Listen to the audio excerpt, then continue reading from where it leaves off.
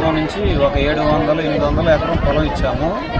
మనం ఫస్ట్ చెప్పడం ఏంటంటే ఒక 3 కిలోమీటర్లు 2 కిలోమీటర్లు పూరి పెడతా అని చెప్పేసి మీకు జాబులు ఇస్తాము, మీ క్వాలిఫికేషన్ తగ్గట్టు, క్వాలిఫికేషన్ లేని వాళ్ళు క్వాలిఫికేషన్ తగ్గట్టు జాబులు ఇస్తామని చెప్పి తీసుకున్నారు.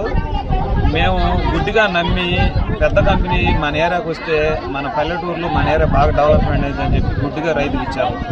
ఇచ్చిన తర్వాత జాబులు ఇవ్వకపోగా పూరి తీసుకొచ్చి ఊరు అమ్మటే పెట్టారు. ఆ సైదిరెడ్డి అన్నట్టు ఒక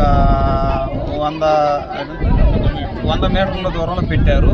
ఆ 100 మీటర్ల దూరంలో పెట్టి ప్లాస్టింగ్ చేసినప్పుడు ఏమవుతుందంటే ఆ అదురుకి ఊర్లో ఉన్న బెజ్జాలని ఒత్తకపోవటం, మంచినీళ్ళు రాకపోవటం, ఆ ఇళ్ళ కిరాట్లు కొట్టడం, ఆ దుమ్మంతా ఇళ్ళ మీదకి ఊర్లో జనం మీదకి రావటం, ఆ దుమ్ము డస్ట్ అది మొత్తం రావటం ఒక పెద్ద సమస్య.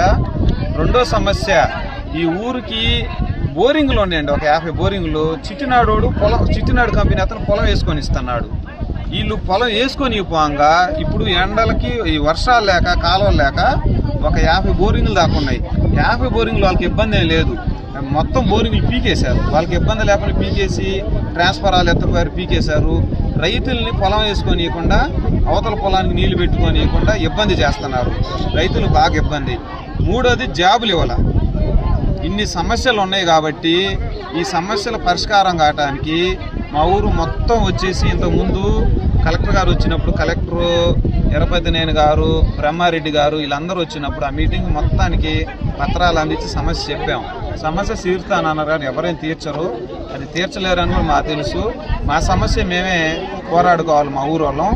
అయితే ఇక్కడ కుదిరితే ఊరు మొత్తం కొంటే లేచిపోతాం, కుదరకపోతే ఇక్కడ జనాలు చెప్పినట్టు కోరి 3 కిలోమీటర్ల దూరం పెట్టి అందరికీ క్వాలిఫికేషన్ బట్టి కొంచెం అటు ఇటు జాబులు ఇచ్చి ఆ బోరింగులు అనేవి పేకకుండా ఉంచితే కొంచెం పొలాలు పండించుకొని బతుకుతామండి. ఇది సమస్య. ఈ సమస్య తేలకపోతే మాత్రం కోరి దగ్గర అందరూ కూర్చునేదే, ధర్నా చేసేదే, గందరగోళం చేసేదే.